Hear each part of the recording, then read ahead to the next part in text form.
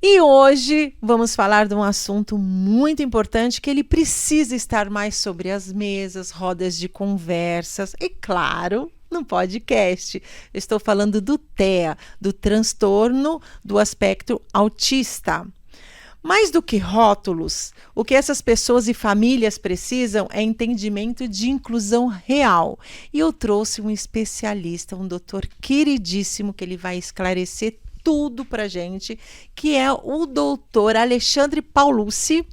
E ele veio aqui para esclarecer e falar do TEA, do autismo, dos graus de inclusão. Nós vamos falar sobre tudo. Seja muito bem-vindo, meu doutor querido Alexandre. Muito bom ter você aqui no Pode em Casa. Sinta-se em casa, porque nós estamos em casa. O pessoal de em casa que está curioso para querer saber mais sobre o TEA. Muito obrigado pela oportunidade. É sempre um prazer falar sobre esse assunto, tá?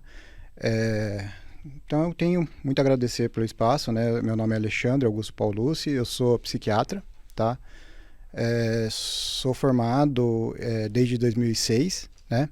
E há mais ou menos 1 ano e meio, 2 anos para cá, eu tenho me envolvido mais, né, como um ativista pelos direitos, né, na luta pelos direitos do transtorno do espectro autista, né, das pessoas com TEA. E a inclusão é um desses direitos. E por que o senhor abraçou o TEA? Você tem algum familiar, ou foi o amor à causa mesmo? Na verdade, assim, eu acabei tendo o diagnóstico de transtorno do espectro autista, né, tardiamente. O doutor tem, Sim, que incrível! Isso. Eu fui diagnosticado com TDAH aos 44, 45 anos.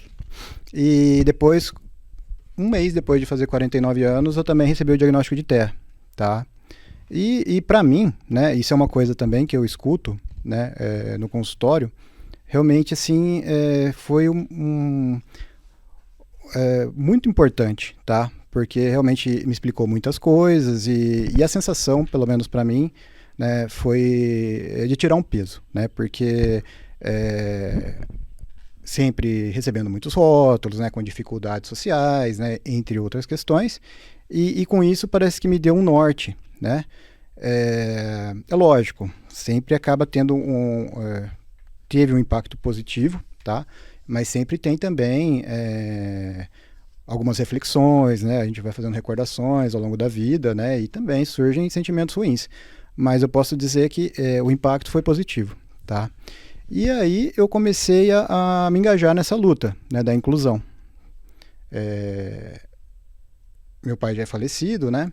Mas muitas coisas assim que eu via nele, né? Que eu achava realmente diferente, né? E que muitas vezes haviam comparações assim pejorativas, né? Até mesmo entre eu e ele, né? Eu comecei a pensar, né? Que agora realmente assim ele também tinha o transtorno do espectro autista, né? Mas é basicamente por isso, tá? Porque eu me incluo também, né?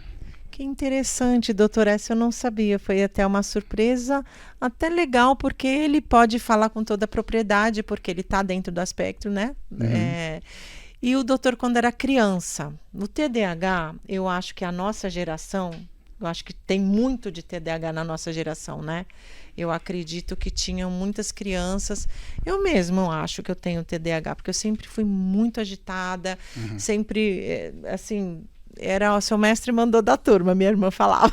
A minha irmã sempre foi a terrível da turma. Então a gente acabava apontando os terríveis, né? Sim. Então os terríveis, eu acho que a maioria, não digo todos, teriam um TDAH. Porque eu na escola era péssima. Assim, matemática, português, aquelas matérias chatas, eu não conseguia prestar atenção. Eu conseguia prestar naquelas que eu gostava. Por exemplo, história. Eu adorava história. Eu tinha atenção na história. Então, por isso que eu penso que eu acho que eu também entro nesse daí do TDAH. E o autismo? O autismo é uma coisa muito nova, assim. Quem estuda, não. Mas pra gente, assim, que a nossa geração, né, da geração dos 40, 50, a década de 80, 90, ou talvez até 70 também, né, doutor? Eu acho que o autismo naquela época não era tão reconhecido, ou talvez nem era. Se eu estiver falando besteira, doutor, me corrige. Porque, assim, eu acho que não era.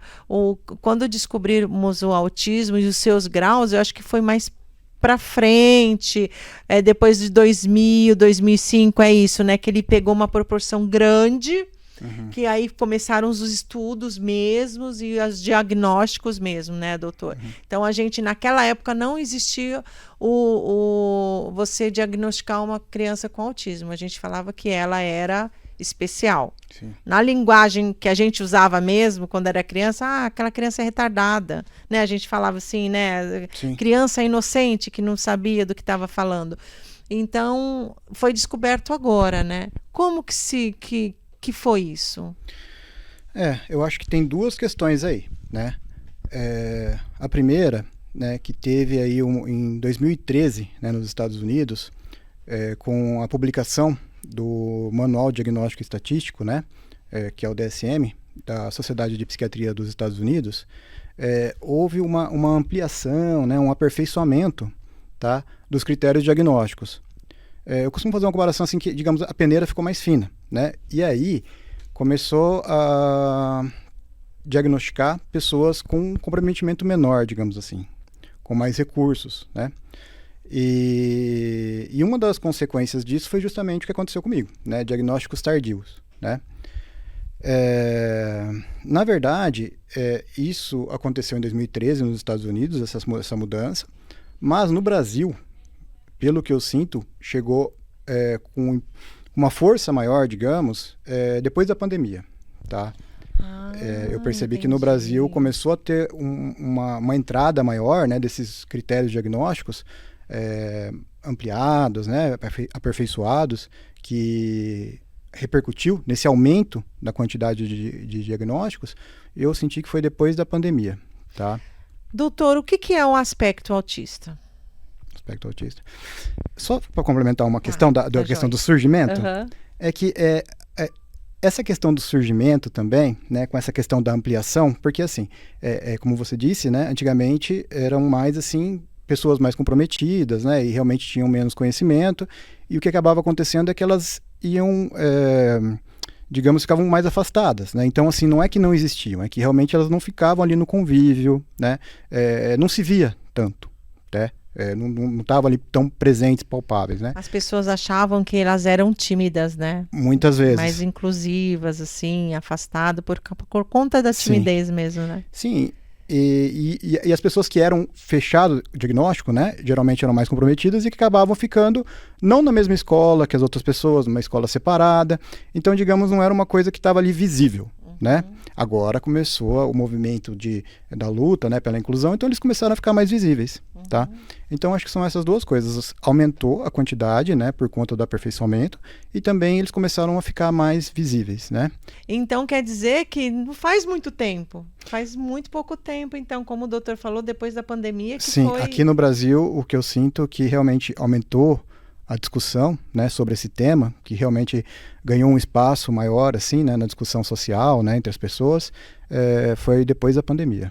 Que interessante, né? E sobre o aspecto autista, o que é o aspecto autista? Explica para nós, assim, o povo de casa que ainda tem as suas dúvidas, né? Sim. O transtorno do espectro autista, ele, para se fazer o diagnóstico, você precisa se basear em algumas características, né, que são do transtorno. Na verdade, eu vou falar algumas coisas básicas, mas dentro disso tem muitas variáveis, né? Tanto é que esse termo espectro, né, é um termo que foi emprestado da física, né, do espectro da luz, né, que quando a luz ela se decompõe, né, tem vários tipos, nuances ali, né, várias cores diferentes, né. Olha que interessante, por conta dos graus do autismo. Olha que bacana. Isso. Então, assim, o básico, né, digamos assim, que não pode faltar para se fazer um diagnóstico de transtorno do espectro autista. Déficit na comunicação, tá? Comunicação social. E aqui já tem uma certa amplitude, né? Porque tanto a comunicação receptiva, né? Receber uma mensagem, a comunicação expressiva, né? A comunicação também varia aí desde a verbal, né? Aquela explícita, como a velada, a não verbal, né? Tem a questão quantidade aí também, quantitativa, digamos, né, dos comprometimentos aí dentro dessas variáveis. Interação social também, né, tem que estar comprometido. Todos os aspectos autistas, eles são retraídos? De um modo geral, sim, tá? Mas realmente não é uma regra. Tem a exceção. Tem a exceção... Porque o doutor é comunicativo. Sim, então, aí é uma questão que, por exemplo, muitas vezes se questiona, né? Se tem ou não o transtorno. Ah, mas ele está falando, ele está se comunicando. Principalmente o TEA nível 1 de suporte, ele acaba criando um mecanismo, né? Que algumas pessoas não gostam muito, né? Porque dá a impressão que é alguma coisa falsa. Mas a gente traz dos Estados Unidos, né, os termos, né, que é o masking, né, que é o mascaramento, que é traduzido mascaramento, Tá. que é, né, a pessoa desenvolver os recursos, né, para se adequar ali à sociedade, né. Então, assim, muitas vezes o TEA, ele, digamos, ele pode ser muito esforçado, né, aquele, por exemplo, vamos pensar assim numa deficiência, às vezes é interessante a gente puxar, quando a gente fala em deficiências, dentro de um contexto não patológico, digamos assim, para a gente entender, né? Vamos supor que um jogador de futebol, ele tem uma deficiência no chute com a perna esquerda. Essa pessoa, esse jogador, ele pode chegar 2 horas antes no treino e ficar treinando, e ir para casa, e estudar, e treinando aquilo, aquela deficiência que ele tem, né? Então ele pode desenvolver, tá? Entendi. Isso é importante até para a quebra do preconceito, né? Porque existe uma sutileza, né? Que as pessoas geralmente se referiam às pessoas com deficiência como pessoas deficientes, né? Então é como se a deficiência estivesse nela. Se você pensar que ele é uma pessoa com deficiência, né? Isso já amplia, né, a possibilidade de que aquela pessoa ela possui aquela deficiência, ela tem aquela deficiência, mas ela pode trabalhar, ela pode superar, né? Então, assim, mas não quer dizer que a pessoa não tenha, você entendeu? Esse mascaramento não quer dizer que a pessoa não tenha, né? Ela faz um treinamento, ela começa, ela mesmo, não, eu tenho que sair, eu tenho que comunicar, eu Exatamente. tenho que mudar isso, eu tenho que poder estar com a sociedade, para eu poder trabalhar, enfim, viver, ter vida. Sim, exatamente. Então. Uma pergunta, o TDAH, por exemplo, que o doutor falou que também tem, sim. né? O TDAH, não, ao meu ver, se eu estiver errado, me corrija, a pessoa tem déficit de atenção e hiperatismo, tem o hiperatismo. Nem todos são com hiperatismo, certo? Não. TDAH. Não. Quem tem o hiperatismo e de repente pode ter o autismo? Sim. Ou então quem tem o hiperatismo, de repente não é aquela pessoa tímida, né? Porque fala pra caramba, que nem a dona Andréia aqui, gosta de falar, conversar, a professora mandava eu ficar quieta o tempo todo na sala de aula. Então, hiperatismo, de repente, associado com o autismo, de repente a pessoa, num aspecto, pode não ser tímida, ela pode ser mais comunicativa, né? Então, acaba tendo muitas variáveis aí, né? Por isso o aspecto, né? Por Que é isso aquele achei bárbaro que você falou sobre a luz, né? Esse degradê, né? Com milhões de possibilidades. Que tem muitas possibilidades. O autismo, assim, hoje nós vamos tentar passar tudo isso para vocês, que tem vários graus, né? Enfim, então por isso essa curiosidade minha, e eu já pergunto porque a gente tem que saber, né? No TEA, né? Transtorno do espectro autista, geralmente não tem, assim, por exemplo, um tratamento medicamentoso, né? Tem para algumas coisas que chamam de sintomas alvos, né? Que é basicamente agressividade, né? Irritabilidade e alterações do sono. Mas acaba precisando muitas vezes de medicações, por quê? Porque existem as comorbidades, né? Comorbidades porque, assim, digamos, tem uma prevalência maior do que na população geral. Dentro, né, dos transtornos psiquiátricos, vamos dizer assim, o mais comum, a comorbidade mais comum é o TDAH, com o TEA. Tá? Então, é mais comum uma pessoa com TEA ter do que não ter, para falar a verdade. E aí, realmente, acaba tendo algumas características diferentes, né? Tanto da parte do TEA, como da parte do TDAH. Por exemplo, é comum, né? Assim, você vai fazer escalas, por exemplo, para avaliar o TDAH. né? Então tem lá uma pergunta: você costuma interromper as pessoas enquanto elas estão falando? Você costuma levantar da cadeira quando está numa reunião? Quando as pessoas não têm o TEA, né, isso acaba sendo mais comum, mas quando elas têm, acaba diminuindo, porque o TEA muitas vezes ele tem a rigidez, né? Então assim, se colocou aquela norma para ele, ele vai seguir, né? Então ele por mais que ele se sinta, né, com vontade de interromper, ele se contém mais por causa da rigidez, né? Então muitas coisas acabam influenciando. E quando você perguntou de uma pessoa com TEA falar mais, né, eu pensei também, por exemplo, na questão do antigo, eu digo antigo porque nas novas diretrizes já não tem mais esse critério, esse diagnóstico, que é o Asperger, né? Quando o Asperger foi relatado, né, quando foi estudado, né, quando foi levantado, né, esse quadro, digamos assim, uma das características era que é muito comum no TEA, no TDAH também, ter o hiperfoco, que a gente chama, né? Então a pessoa estuda muito aquilo. Tá. Então a pessoa com TEA, ela pode ter, digamos, muita motivação para falar sobre aquilo. E pode acontecer, inclusive, da pessoa, isso era uma característica do Asperger, mas agora é tudo transtorno do espectro autista, de começar a falar sobre o que o pessoal chama de hiperfoco e não parar mais. Muitas vezes ela nem percebe que a outra pessoa já está entediada, já não quer mais falar, mas pode acontecer. E é triste isso porque tem muita gente vivendo isso, não sabe, e a pessoa fala, nossa, ela começa a falar e não para nunca, onde desliga? Exatamente, né? Exatamente. Eu conheço muitas pessoas assim, doutor. Sim, sim. A pessoa fala e não desliga. Eu falei, onde aperta o stop? Quando é o hiperfoco Coitados, dela, né? O hiperfoco, né? E essa questão de estudar, não conseguir estudar matemática e história, sim, né? No TDAH, é que o TDAH, ele tem algumas deficiências nas funções executivas, tá? Então, por exemplo, faz parte das funções executivas você adiar a sua recompensa, tá? No TDAH, como ele tem essa deficiência, ele é voltado mais para as questões que dão uma recompensa imediata, que dão um prazer imediato, né?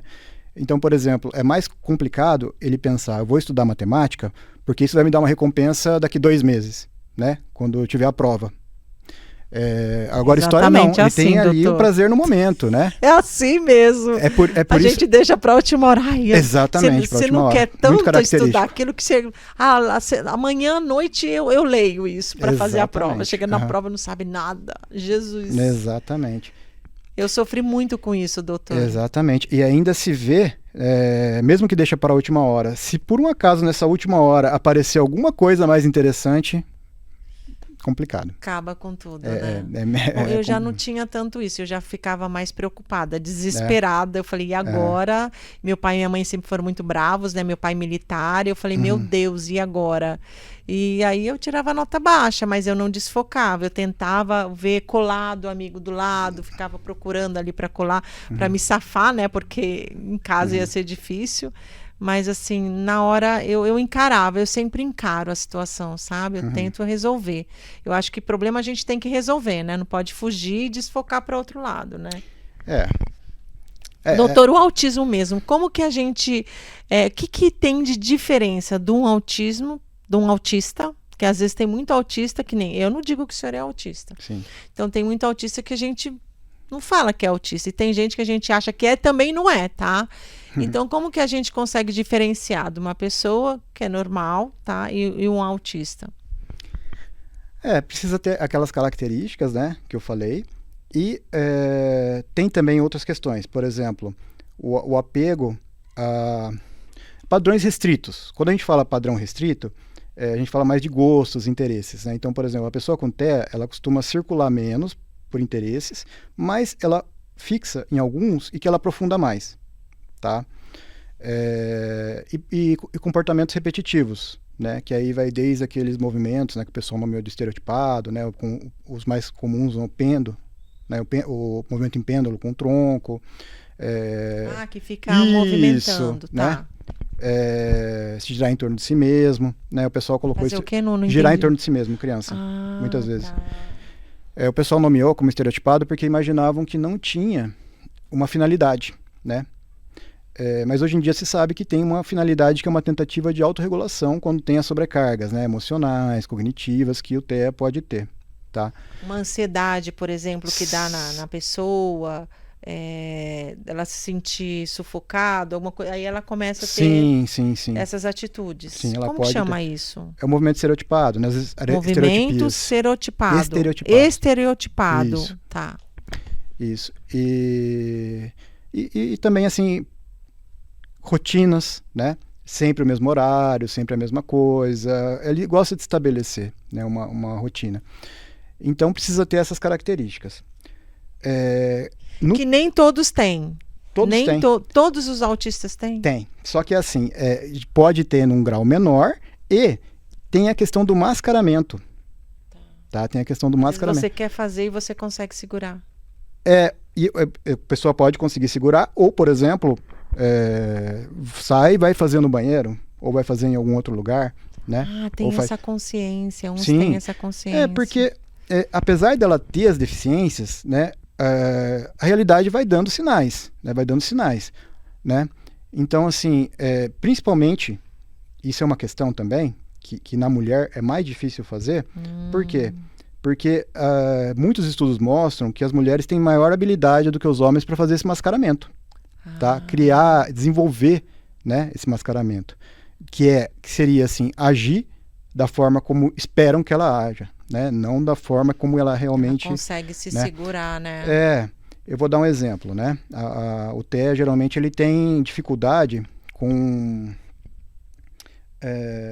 normas sociais, assim, padrões sociais, digamos, né? Desculpa. Motivação social pode estar prejudicada. Então, e essa motivação é se envolver, valorizar tudo que está ali envolvido numa questão social. Então, por exemplo, ela vai desde ela não querer, por exemplo, sair e não participar de um evento, né?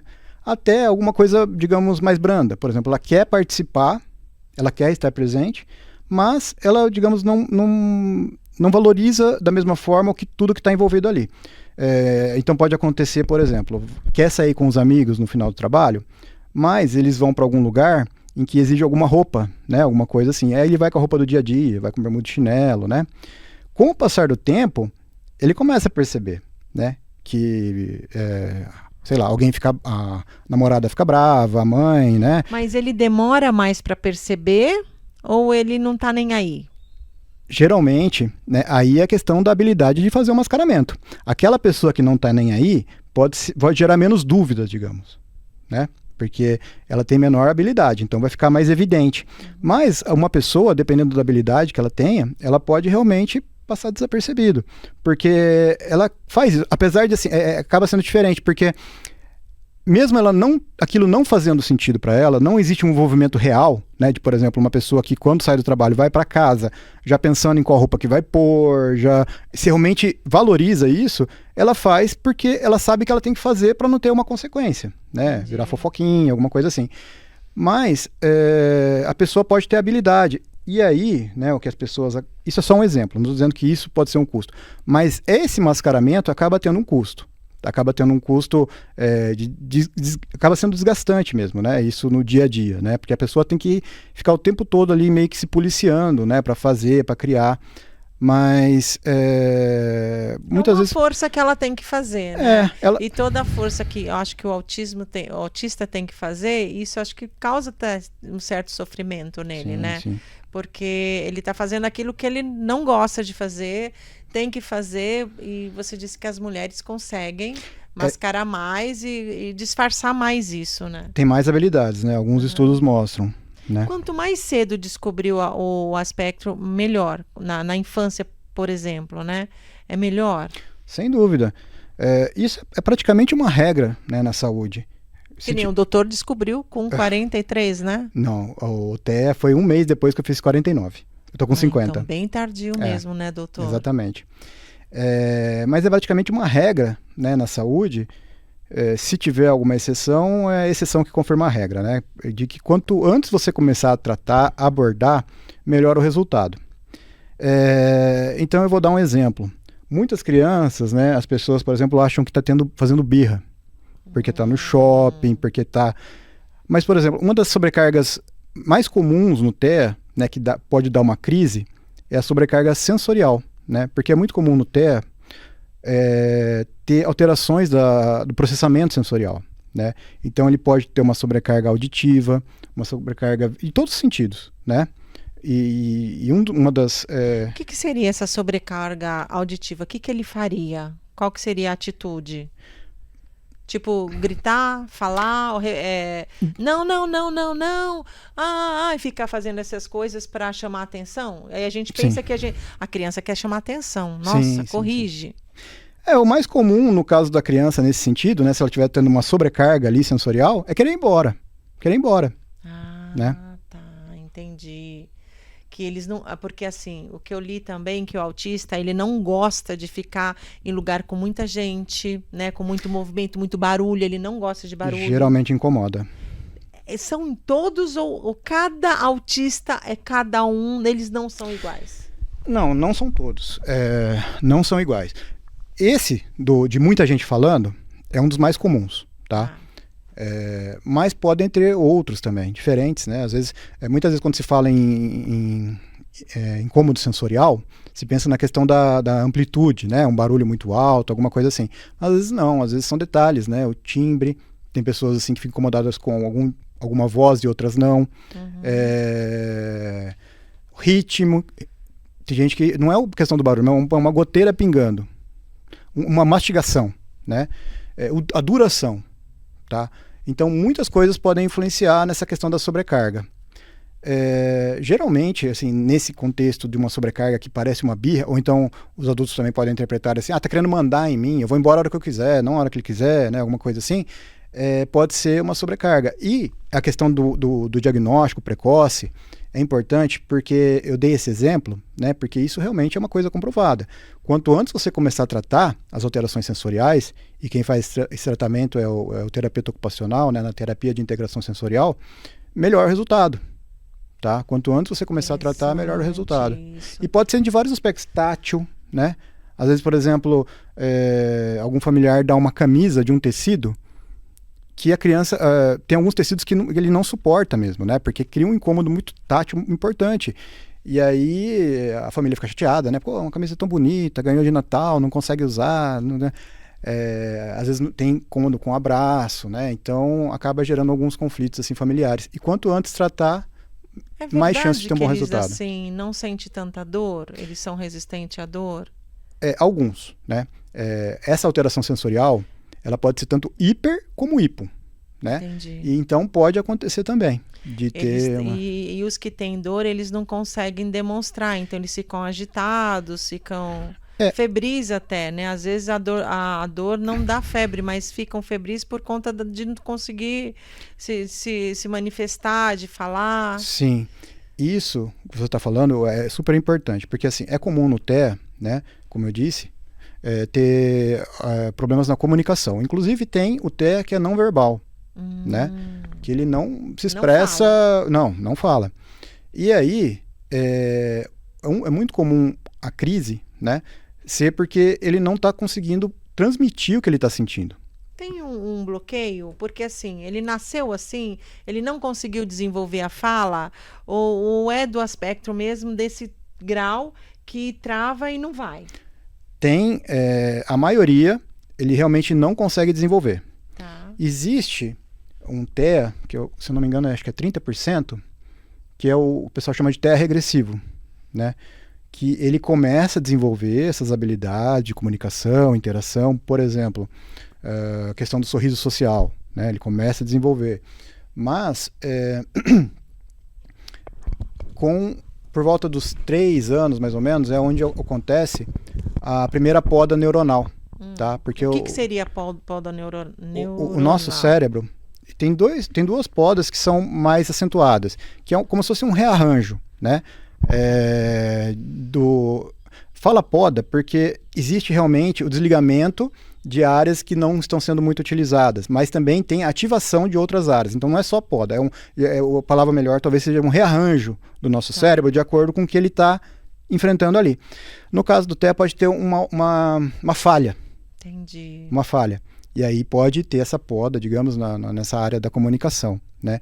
E então existe esse TEA regressivo que muitas vezes ele desenvolve até os 3 anos mais ou menos e acaba perdendo depois as habilidades que ele já desenvolveu. O cérebro do TEA, ele é diferente dos outros? Olha, se você faz uma imagem de uma ressonância, vamos supor, sei lá, uma tomografia, será? Não sei. Você vê a diferença? Dá para diagnosticar por ali? Não. Não? Alteração de imagem, por enquanto, né, não chegamos assim... a esse nível. Não estamos desenvolvidos ainda para chegar nessas alterações, mas o que se sabe é que tem alterações que apoiam. Eu digo apoiam porque são mais comuns no TEA, né? Então, assim, muitas vezes as pessoas criticam, né, por exemplo, essa questão de diagnóstico, muito diagnóstico de TEA, né? E aí fala, por exemplo, uma alteração que o TEA pode ter, mas é um apoio, né? Por exemplo, dificuldade com equilíbrio, coordenação motora, de se esbarrar nas coisas. Entendi. É lógico que não é todo mundo que tem isso, isoladamente, vai ter TEA, mas é uma coisa que apoia o diagnóstico se você for fazendo os outros, avaliando os outros critérios, né? Então, assim, se você tem os critérios ali maiores, né? Os critérios daqueles pilares, né, que você faz o diagnóstico, e de repente tem um achado também no exame de imagem, por exemplo, alterações no corpo caloso, né, que é a parte que faz a intermediação, digamos assim, né, a conexão entre os 2 hemisférios cerebrais, esquerdo e direito. O cerebelo é muito comum ter alteração, que é a questão da parte do equilíbrio. Então, por aí dá para diagnosticar. Apoiam. Não digo diagnosticar o certo, mas dá para ter uma... Olha, apoia. Você pode... apoia a avaliação. Apoia a avaliação. Entendi, bem interessante, né? Porque a medicina está tão avançada, né? Que hoje eu acho que através desses estudos e isso daí pode ser mais uma ferramenta para estar ajudando, né? A medicina vai buscando assim diretrizes, né? Que inclui inclusive uma questão assim quantitativa, né? Porque isoladamente não faz. Por exemplo, até mesmo essas alterações sensoriais, não é só a pessoa com TEA que tem. Né? A pessoa pode ter uma hipersensibilidade auditiva, uma hipersensibilidade tátil e não ter TEA, né? Essas alterações também, por exemplo, no cerebelo, do equilíbrio, né? Da coordenação motora, pessoas que não têm, pode também ter essa alteração, né? Pessoas que não têm TEA. Então é uma somatória realmente, né? Precisa seguir os critérios ali, né? Que essas diretrizes do DSM, do CID, né? Que é o Código Internacional de Doenças, vão dando ali para você realmente fechar o diagnóstico. Quais são os graus, assim, que a gente vê, assim, hoje tem graus, que é aquela da luzinha que você falou, né, no começo. Quais são os graus de autismo? De um modo geral, os transtornos, as questões da saúde, são divididos em níveis de gravidade, né? Por exemplo, depressão leve, moderada e grave, hipertensão leve, moderada e grave. No TEA, com essa classificação atual mudou um pouquinho. Não se usa mais o termo gravidade. Não é dividido pelo nível de gravidade, mas pelo nível de suporte, tá? Então, eu gosto muito do DSM, tá? Eles realmente fazem assim... O que é o DSM? É o Manual Diagnóstico Estatístico da Sociedade de Psiquiatria dos Estados Unidos, tá? Eles são realmente muito objetivos. Nessa questão do nível de suporte, eles acabaram fugindo um pouco disso, acabou ficando um pouco subjetivo, porque eles colocam assim, o nível 1 de suporte é uma pessoa que precisa de apoio, suporte.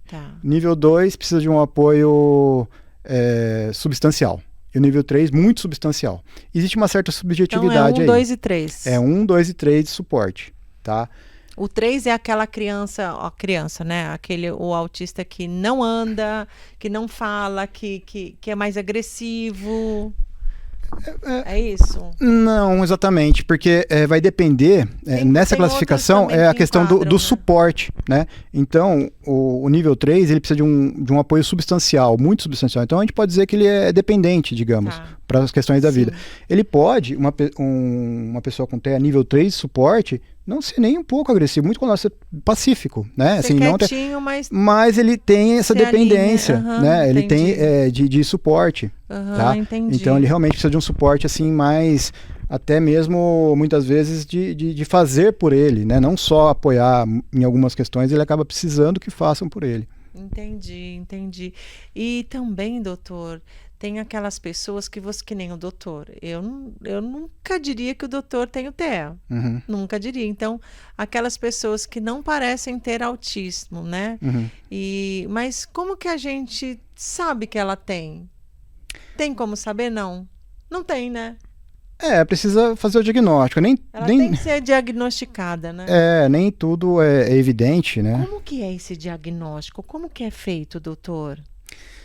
Bom, basicamente através de uma entrevista estruturada, né? E uma avaliação do exame do estado mental, o exame neurológico, né? Tem que fazer esses exames de laboratório. Não, então, o que eu digo exame neurológico é aquele exame clássico mesmo do médico, né? Que vai lá pergunta, de e conversa. também examinar, né? Por exemplo, vai examinar como que está a função do cerebelo, né? Vamos supor, né? Uhum. Se tem, que são coisas que apoiam o diagnóstico, Sim. né? Se ele tem alteração do equilíbrio, por exemplo. O exame neurológico que eu digo é isso. É lógico que ele pode também. Exame, né? Eu sou um pouco raiz, digamos assim, né? Um médico um pouco mais antigo. Então, assim, quando eu estava na faculdade, por exemplo, os exames eram chamados exames de apoio, né? Assim, não eram eles que faziam o diagnóstico, eles só te ajudavam, né? Eles poderiam te orientar, né? Então, eu ainda sigo um pouco essa linha. Então, você pode pedir, né? Para ver ali, né? Para fazer a avaliação. Mas quando eu digo exame neurológico, é mais você avaliar mesmo o paciente, né? E o exame do estado mental, né? Às vezes alguns testes também podem ajudar, mas é basicamente através da anamnese que a gente fala, né? Que é uma entrevista objetiva estruturada, né? Entendi. Que vai somar muitas coisas, né? Desde a questão, por exemplo, da identificação, você já começa a perceber que pode ter algumas coisas ali que são indicativas, né? Pessoas, por exemplo, com dificuldades de fazer faculdade ou de algumas coisas sociais ou criar vínculos. E depois tem a história, as queixas que ele tem, né? A história pregressa dele, né? Você vê a história familiar, né? Você criança, menor de idade, né? É mandatório você conversar com os pais, que muitas vezes trazem as informações, alterações do desenvolvimento. Então, é uma somatória de várias questões que você precisa avaliar. Tá. Entendi. Deixa eu dar um recadinho para vocês. Dá uma olhada nesse parceiro queridíssimo e eu já volto. E a 7374 tá aqui com a Loura no programa, gente. Cada calçado, olha, um mais lindo que o outro. Eu tinha que vir toda bonita aqui para vocês, né?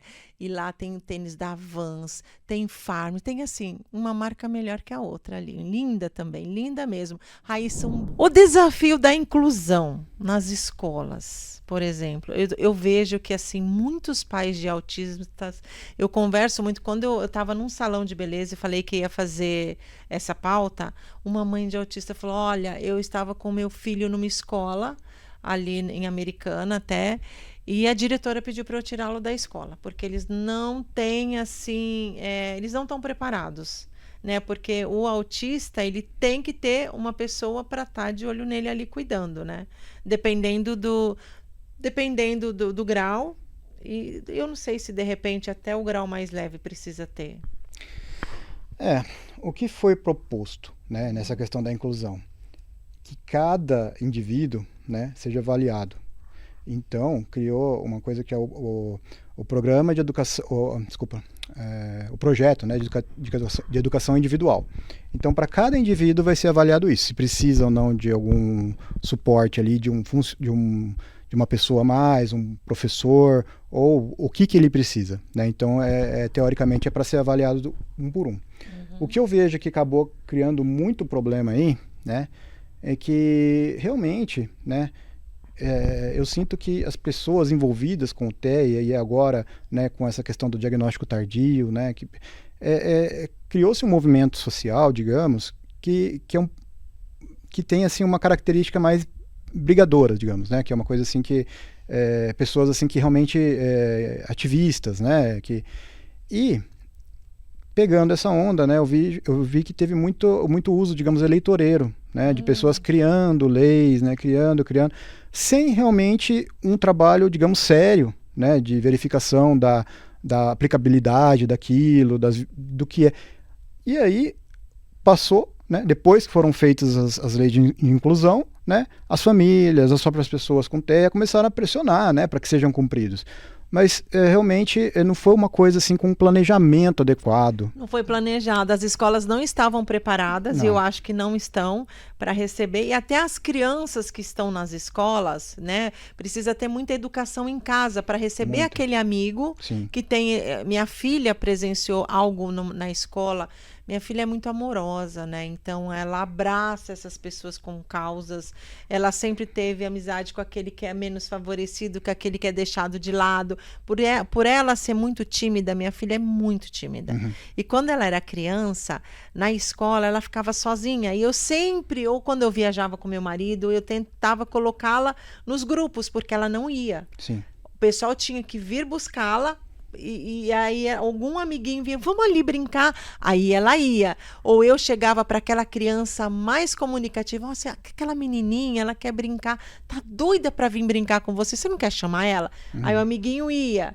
Na escola, a diretora me ligou e falou, Andréia, eu vou te passar o contato da mãe das gêmeas, que era até duas japonesinhas, que era uma graça, porque a Bia toma lanche sozinha, a gente fica morrendo de dó, ela não interage. Então, de repente, se as amiguinhas levarem, que a gente já pediu, e eu acho que é uma coisa que o pai tem que incentivar a criança a fazer isso, então eu vou pedir para você falar com o pai, para que ela fale com a filha, com as meninas, para incluir a Bia. Sim.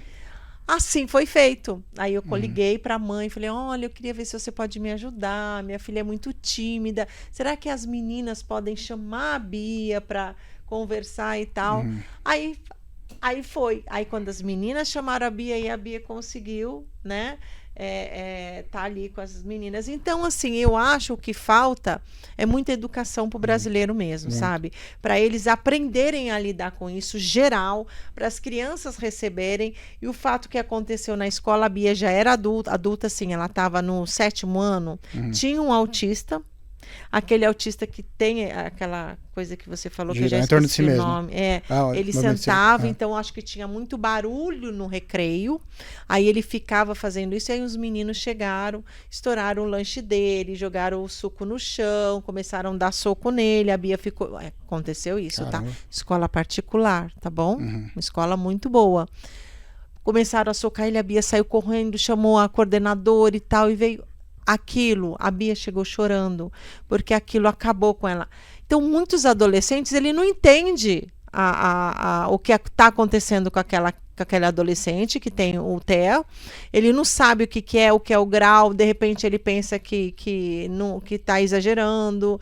Então, é a falta da educação dentro de casa, preparar a sua família para o mundo. A gente vai encontrar gente com TDAH, com hiperatismo, com autismo, com o síndrome de Down, com várias síndromes, e você tem que respeitar, ok? Vamos respeitar? Vamos ser resiliente, sabe? Vamos abraçar, vamos ajudar, né, doutor? E eu acho que o Brasil não está preparado para isso. E você falou uma coisa muito interessante, que o político não quer nem saber, ele acha que fez essa lei, está agradando, ganhou o voto dele, pronto. Só que aí jogou a bomba lá para as escolas que não estão preparadas para isso. Não, e aí realmente acaba criando uma situação muito ruim, né? Que é essa briga de familiares, né, professores e outros funcionários, né? Que ficam ali, né, aquela guerra que realmente eu acho totalmente improdutiva, né, porque realmente teria que cobrar de cima ali, né, que realmente as pessoas que fizeram as leis têm que cobrar desde cima para baixo, porque não adianta, né, ficar ali o professor com pai, com mãe, né. E a coordenadora falou assim para essa mãe, que ela não tinha condições de ter, o filho dela é muito inteligente, porém ele precisa de alguém para ir no banheiro com ele não vai sozinho. E que não tinha como ter uma outra pessoa. Às vezes a escola não tem mesmo, né? Não pode, não é que a escola não quer. Às vezes isso gera um custo alto, porque é uma pessoa que tem que ficar... A minha amiga tem um filho que é especial, ele estuda num colégio aqui, que esse colégio é de inclusão, e eles têm uma pessoa que fica com ele, com o Totonho.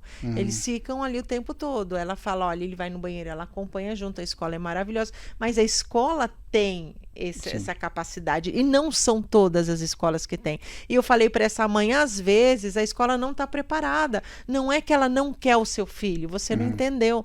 Eu falei isso para ela, às vezes a escola não está preparada. Tem escola que está preparada. E a mesma escola que essa minha amiga tem o filho, é a escola de lá. Eu falei, ó, a escola de Indaiatuba, eles têm. Aqui não tem, por quê? De repente, é financeiro, a escola não consegue te prometer isso, não tá preparada para isso. Então, não é que eles não queiram teu filho, não é isso. É que ela não está preparada, né, doutor? Mas é complicado, porque aí as mães acabam, né, indo com a lei do lado delas, né? Porque vai ter a lei que a criança tem direito disso, tem direito daquilo, tem direito daquilo, mas realmente assim são leis que são jogadas, né? Que realmente não se tem uma avaliação de aplicabilidade. Eu acho que, infelizmente, isso acaba sendo comum, né? Eu lembro que uma vez eu tive uma professora, que ela era professora de português, e ela estava fazendo faculdade de história, de direito, né? E aí uma vez ela chegou, né? Ela contou e deu risada, assim que ela estava numa aula e aí ela levantou uma lei para um professor, né? Ah, mas e a lei tal, tal? Aí o professor falou assim, não, essa lei não pegou. Ela falou assim, aqui no Brasil tem isso, lei que não pega, né? Então, muitas vezes, assim, parece que as pessoas vão jogando lei, né? E que acaba não pegando. Aí que eu falo que eu acho que existe o diferencial dessas pessoas envolvidas na Lua-do-Té. Porque elas não vão simplesmente falar, a lei não pegou, né? Elas vão ali com o professor, com o diretor, com a lei do lado delas, né? Não pode desnegar, dizendo que a escola tem aquela obrigação. Mas será que é realmente aplicável mesmo? Como que faz isso, né? Não teve um estudo, realmente um preparo, entendeu? Foi alguma coisa assim, né, demagógica. Eles quiseram ganhar a eleição. Exatamente. Criaram isso, e às vezes eles nem têm, alguém tem algum conhecido só no aspecto, né? Criaram isso para se dar bem, largaram a bomba nas escolas, nas instituições e pronto, né? Doutor, e o SUS, como que tá hoje? Assim, eles têm terapias, eles têm especialistas, como que tá o SUS para esse acolhimento das pessoas menos favorecidas, que não têm condições de pagar um convênio médico, ou ter um médico particular ou um tratamento particular? É bem precário. Bom, eu assim, sempre me dediquei ao SUS, né? Mas, há mais ou menos uns 2 anos, mais ou menos, eu realmente acabei saindo, até porque, no meu entendimento, eu sempre estudei muito o SUS, né? No meu entendimento, o que tem hoje não dá para ser chamado de SUS, tá?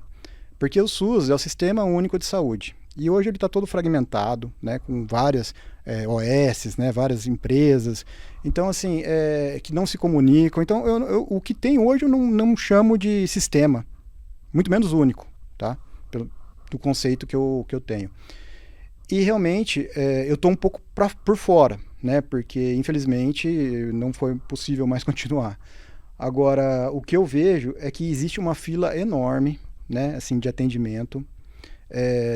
Pro autista mesmo, no TEA. né? Muita gente assim que não tem nenhum diagnóstico. Tá? Não consegue nenhum diagnóstico. E não são casos que a gente chama assim de, são esses menos visíveis, né? Que você falou, que não dá para ver, assim, que não dá para suspeitar no olhômetro. Não, são casos graves também, assim, né? Na periferia, né? Que não tem nem o primeiro passo, que seria o diagnóstico. Nossa, e é triste isso, né? Porque eu vejo mesmo que o SUS está deixando a desejar, já faz muitos anos, né? E tinha tudo para dar certo, né? Então você vê especialistas sem vontade, não sei porque, se é pela parte financeira também, não sei como que funciona, né? Então, que deve ser bem pouco. Então, eles não têm, assim, ânimo, né? Não tem gás. Eu vou lá e é muita gente para pouco profissional, enfim. Então, acaba deixando a desejar mesmo, e essas pessoas ficam sofrendo por conta disso. Às vezes não tem condições, tem que ir para o SUS e fica ali sem ter o diagnóstico correto, porque às vezes não tem um especialista como o doutor, eles colocam um outro médico clínico geral para diagnosticar um autista. Não tem como, né? Sim, as condições de trabalho realmente não são favoráveis. Agora vamos falar de coisa boa. Assim, eu acho que o autista também ele é muito inteligente, né? Ou ele é bom para arte, ou ele é bom para ciência, como o doutor, né? Então, eu acho que ele tem esse lado, né? Que quando ele se dedica, ele vai mesmo. Eu assisti uma série que eu fiquei encantada, eu e meu marido, uma série turca que tem ela americana, que é o Doutor Milagre. Lindo, que ele é um autista muito inteligente na área da ciência e da medicina. e eu fiquei encantada, e depois, por isso que eu comecei a ler mais sobre autismo e tal. Então, eles são mesmo mais inteligentes, tem uns que são muito mais inteligentes, que eles se dedicam àquilo e eles acabam sendo, assim, expert, né, no que faz. Sim. Tem um Realmente. grau, assim, tem um estilo do autista que tem essa predisposição? Tem algumas características, né, das pessoas com TEA que podem realmente fazer com que elas sejam destaque, né, em algumas áreas, né? A própria questão do hiperfoco, tá? Eu lembro que uma vez um professor, acho que era aula de hematologia, ele destacou uma pessoa que descobriu muitas coisas na hematologia, e aí o que ele foi falando é que, olha, essa pessoa começou a estudar hematologia em tal ano, aí passou 50 anos até ele morrer estudando hematologia, né? Então, eu não sei se ele era autista, mas foi um hiperfoco, né? E as pessoas com TEA têm essa característica, né? Então, eles se dedicam mesmo, né? Eles aprofundam mais, né? Eles podem circular menos, né? Mas eles se aprofundam mais. E realmente tem a questão... A superdotação, digamos, que seria o QI acima de 130, é mais ou menos a mesma proporção, né, na população geral. Mas tem a questão das altas habilidades, né, que realmente o TEA pode ter essas características de altas habilidades em determinadas questões. E às vezes são realmente coisas que impressionam muito, né?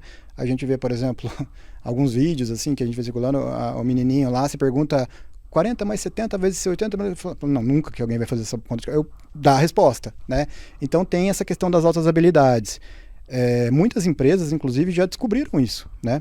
A Microsoft tem trabalhos assim para captar e manter pessoas com TEA, né? Por conta dessa questão de desenvolvimento de softwares, né? Então, existe essa questão de altas habilidades, né? nas pessoas com TEA. Mas habilidades. Nem todos, né? Nem todos, tá? Mas existem.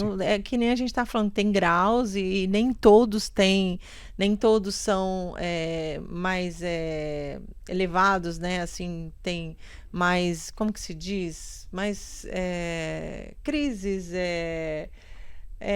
uns são mais... Ai, gente, desculpa, perdão, deu branco. Comprometidos? Da gente corta e volta. Uhum.